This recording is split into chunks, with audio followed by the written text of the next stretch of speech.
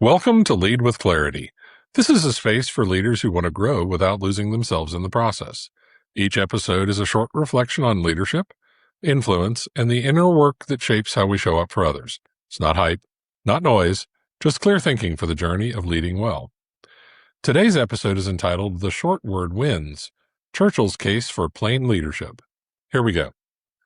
Today I want to talk about a habit that quietly separates leaders who get followed from leaders who just get heard. It has nothing to do with charisma. It has to do with words, and specifically, which ones you choose when it matters most.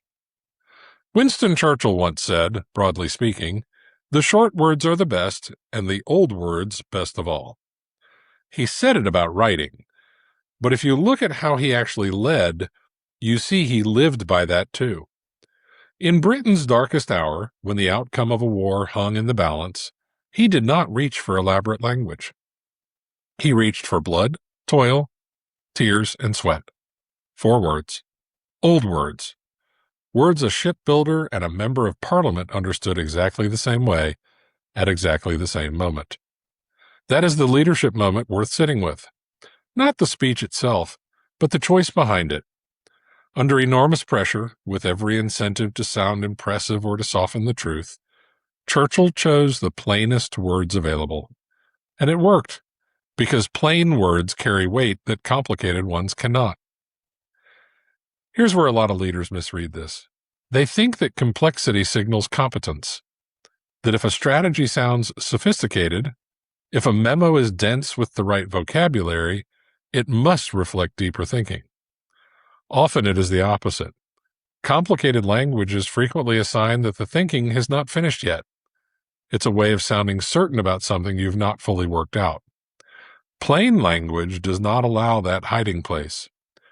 When you say something simply, everyone can tell immediately whether you actually understand it. So the reframe is this. Clarity is not a communication style. It's a form of accountability. When you choose short words, old words, words anyone in the room can hold on to, you're exposing your thinking to be tested. That takes more courage than hiding behind language that sounds smart but says little.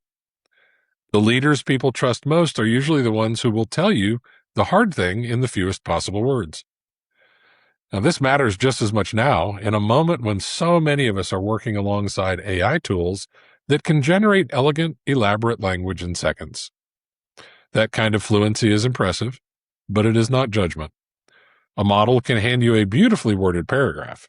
It cannot tell you which 10 words your team actually needs to hear this week, or which sentence in a memo is doing the real work and which one is just filling space.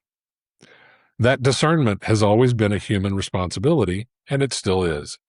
If anything, as the tools around us get more capable of producing polished language on demand, the leader's job of stripping language back down to what is true and necessary becomes more valuable, not less. So here's something to carry forward. The next time you are drafting something important, a memo, a strategy update, a hard conversation you're preparing for, try this test. Say the point out loud in the plainest words you can find. Not the impressive version, the true version. If you can say it simply, you understand it. If you cannot, that's useful information too, because it tells you the thinking still has work to do. Churchill was not praised for his vocabulary. He was trusted because when it counted most, his words could not be mistaken for anything other than what he meant. That is still available to any of us. It just takes the discipline to reach for the short word instead of the impressive one, and the old word before the new one. Choose the plain word. Choose the true one. It will carry you further than you expect.